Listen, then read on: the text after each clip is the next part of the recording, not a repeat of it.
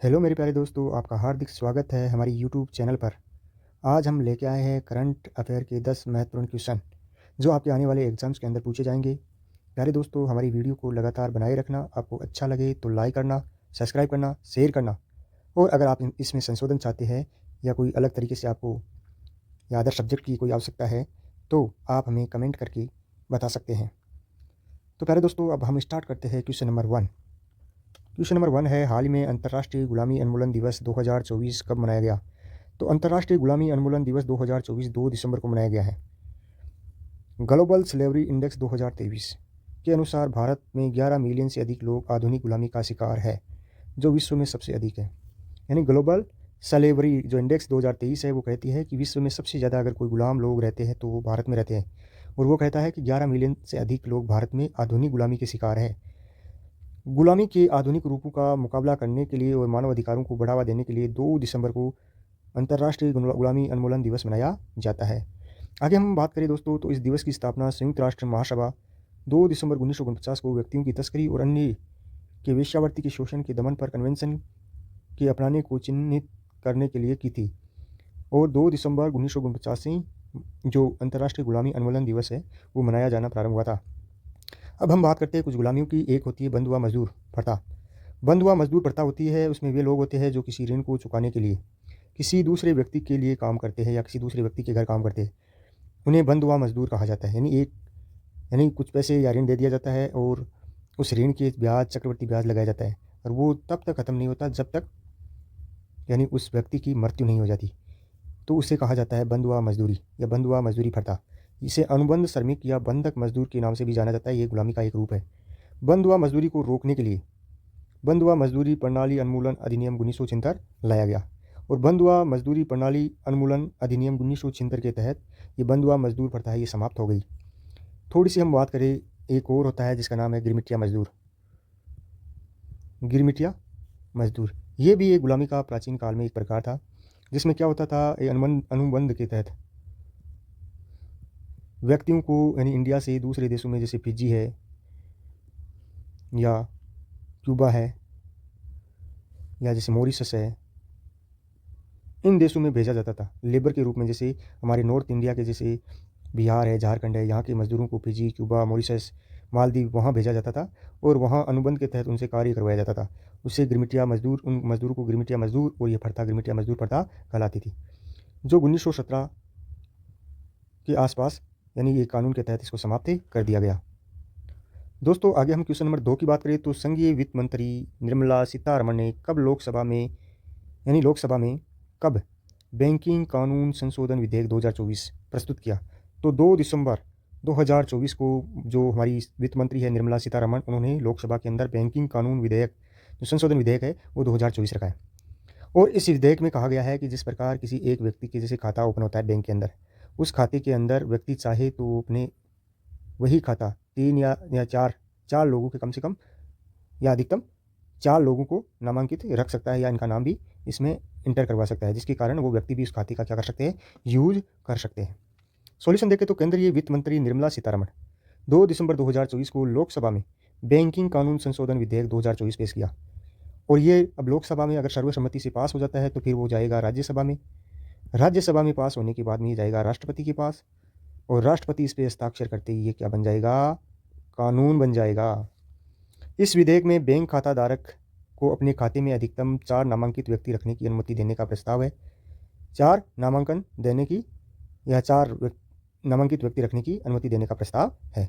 इस प्रकार ये दोस्तों ये बिल है जो जल्दी ही पास होकर कानून बनने के कगार पे है और अच्छा भी है। आगे हम बात करें क्वेश्चन नंबर 3 की।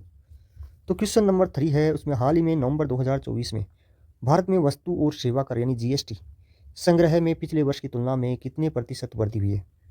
तो हम बात करते हैं जीएसटी यानी गुड्स एंड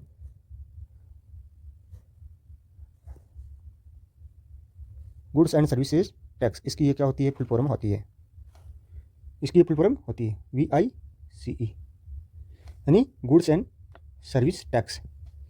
इसको जीएसटी को भारत सरकार के द्वारा 1 जुलाई 2017 को क्या किया गया, लागू किया गया। और ये मॉडल है जीएसटी का मॉडल, ये कनाडा से अपनाया गया है। जीएसटी बिल पारित करने वाला प्रथम राज्य प्रथम हम राज्य की बात करें तो वो असम है। कौन सा है? असम है।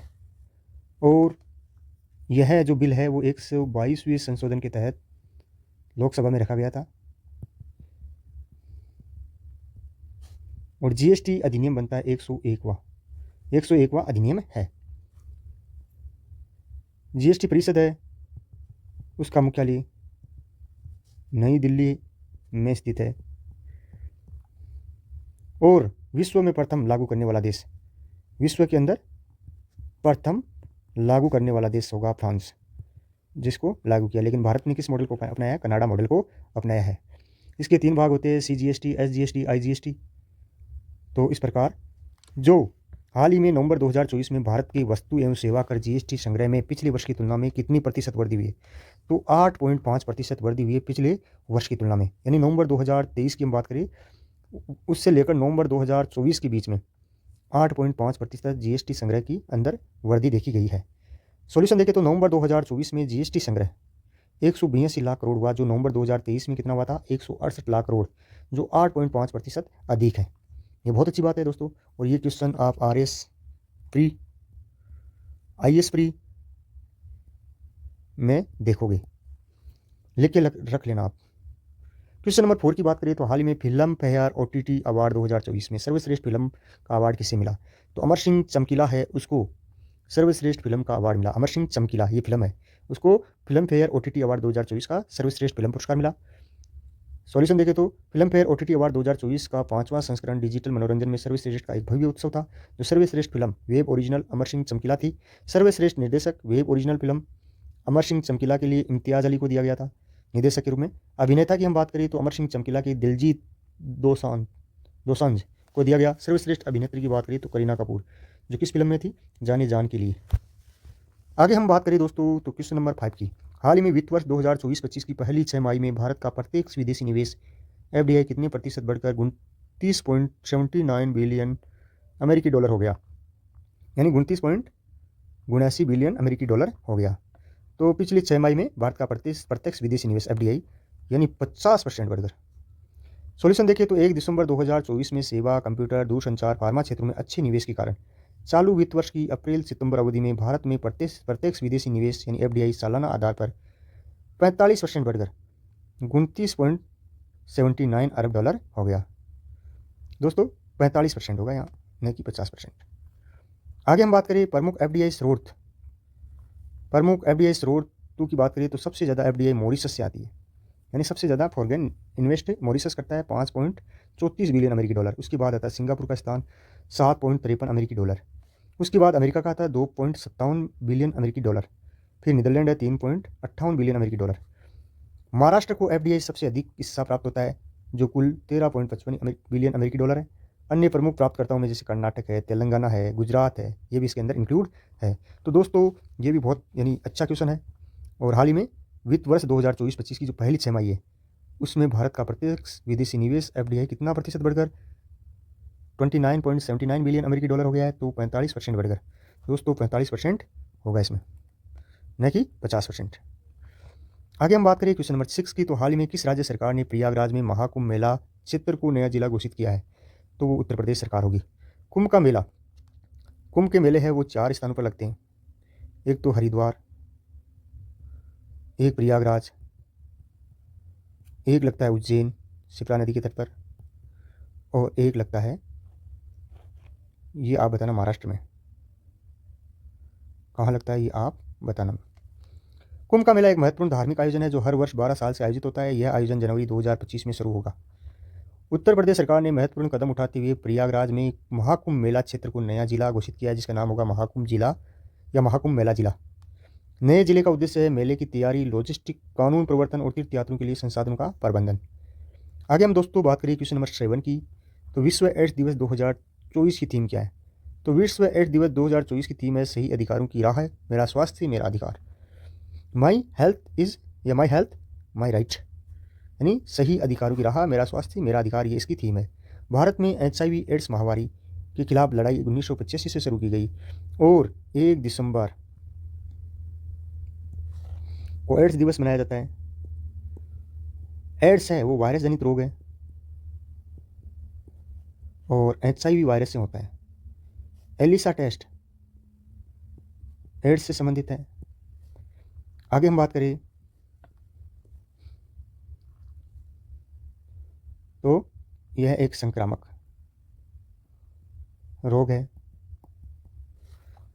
आगे चले तो हम क्वेश्चन नंबर 8 की बात करेंगे। क्वेश्चन नंबर 8 में हाल ही में MP का माधव नेशनल पार्क को टाइगर रिजर्व घोषित किया या टाइगर रिजर्व होगा, ये घोषणा की गई है। तो ये टाइगर रिजर्व होगा वो 8वां होगा। अभी तक MP में 7 थी, अब 1 प्लस होती कितने हो जाएंगे, 8 हो जाएंगे। माधव राष्ट्रीय उद्यान जिसमें ओनली 3 टाइगर हैं को NTCA ने टाइगर रिजर्व बनाने की क्या दे दी, मंजूरी दे दी। मध्य प्रदेश में 7 टाइगर रिजर्व पहले मौजूद थी, अब 8 हो जाएगा। इन सब के बीच रातापानी वन्य जीव अभ्यारण्य जो MP के अंदर है, जिसमें 90 टाइगर है, जिसको टाइगर रिजर्व का अभी तक दर्जा नहीं दिया गया है, लेकिन 3 टाइगर वाले राष्ट्रीय उद्यान को टाइगर रिजर्व का दर्जा दे दिया है। अपनी बाघों की संख्या कई गुना ज़्यादा संख्या के बाद भी टाइगर रिजर्व नहीं बना है। कौन सा? रातापानी वन्य जीव अभ्यारण्य। और किसको डिक्लेयर किया है? माधव नेशनल पार्क को डिक्लेयर कर दिया, जिसमें ओनली 3 टाइगर है। आगे हम बात करें क्वेश्चन नंबर 9 की। तो हाल ही में किसने भारत की खनिज नीलाम प्रणाली में भाग लिया, यानी किस राज्य ने भारत की खनिज नीलामी प्रणाली में भाग लिया और नवंबर में सुल्तानपुर और शहीदुल नामा में चूना पत्थर ब्लॉकों की नीलामी की गई। तो ये तेलंगाना ने भाग लिया, और तेलंगाना के सुल्तानपुर और शहीदुल नामा 2 स्थान है जहां चूना पत्थर ब्लॉकों की नीलामी की गई। तेलंगाना ने भारत की खनिज प्रणाली में भाग लिया और नवंबर में सुल्तानपुर और शहीदुल नामा 2 चूना पत्थर ब्लॉकों की क्या की गई, नीलामी। ये ब्लॉक जो सीमेंट निर्माण के लिए क्या है, महत्वपूर्ण है। NCL इंडस्ट्रीज़ और डेकिन सीमेंट इंडस्ट्रीज़ को ये नीलाम किए गए हैं। सीमेंट का जो रॉ मटेरियल होता है, कच्चा पदार्थ होता है, वो एक तो चूना पत्थर होता है, एक होता है कोयला और एक होता है जिप्सम। इनको उचित मात्रा में मिलाकर क्या बना दी जाती है, सीमेंट। दोस्तों आगे हम बात करें क्वेश्चन नंबर 10 की। तो हाल ही में मरुस्थलीकरण की रोकथाम के लिए संयुक्त राष्ट्र संधि में शामिल देशों का 16वां सम्मेलन यानी COP16 जो किससे संबंधित है, मरुस्थलीकरण रोकथाम से संबंधित है, उसका सम्मेलन रियाद सऊदी अरब के अंदर हुआ है। मरुस्थलीकरण रोकथाम के लिए संयुक्त राष्ट्र संधि में शामिल देशों का 16वां सम्मेलन सऊदी अरब के रियाद में शुरू हो रहा है। पहली बार पश्चिमी एशिया इस महत्वपूर्ण पर्यावरणीय सम्मेलन की क्या कर रहा है, मेजबानी कर रहा है। पर्यावरण मंत्री भूपेंद्र यादव, ये भारत के पर्यावरण मंत्री है। हरियाणा के मुख्यमंत्री नायब सिंह सैनी के नेतृत्व में भारतीय प्रतिनिधिमंडल आज अंतर्राष्ट्रीय प्रकृति संरक्षण संघ मंडप में, जो दिल्ली में है, आयोजित एक महत्वपूर्ण कार्यक्रम में भाग लेगा और प्रतिनिधि मंडल अरावली ग्रीन वॉल परियोजना प्रस्तुत करेगा, जो उत्तर पश्चिम भारत के 4 राज्यों में 10,15,000 हेक्टेयर बंजर भूमि को उर्वरक बनाने की एक व्यापक पहल है। UNCCD की फुल फॉर्म है united nation convention to combat desertification, जिसका मतलब होता है मरुस्थलीकरण से निपटने के लिए संयुक्त राष्ट्र सम्मेलन। यह एक अंतर्राष्ट्रीय समझौता है जिसका मकसद है मरुस्थलीकरण और डेजर्ट यानी सूखे को निपटना। इस समझौते पर 14 अक्टूबर 1994 को पेरिस में क्या हुए थे, सिग्नेचर या हस्ताक्षर हुए थे। इस प्रकार दोस्तों हमने बात की 10 क्वेश्चन की। ये 10 क्वेश्चन इतने महत्वपूर्ण हैं, 10 में 4 क्वेश्चन इतने महत्वपूर्ण है कि आने वाले जो IAS प्री एग्जाम है, RS प्री एग्जाम है, उसके अंदर आपको देखने को मिलेंगे। तो प्यारे दोस्तों हम फिर मिलते हैं एक नई वीडियो के साथ। जय हिंद, जय भारत मेरे प्रिय साथियों।